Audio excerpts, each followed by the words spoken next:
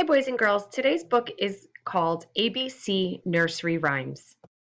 Mary had a little lamb, its fleece was white as snow, and everywhere that Mary went, the lamb was sure to go.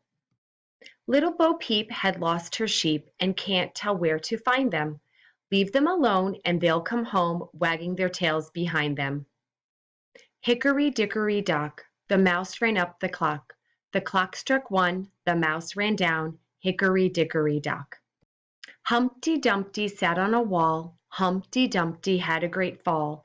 All the king's horses and all the king's men couldn't put Humpty together again.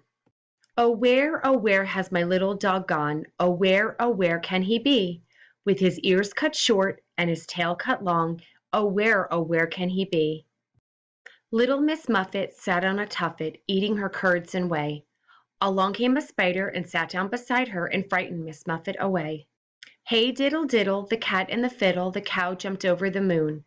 The little dog laughed to see such sport, and the dish ran away with the spoon.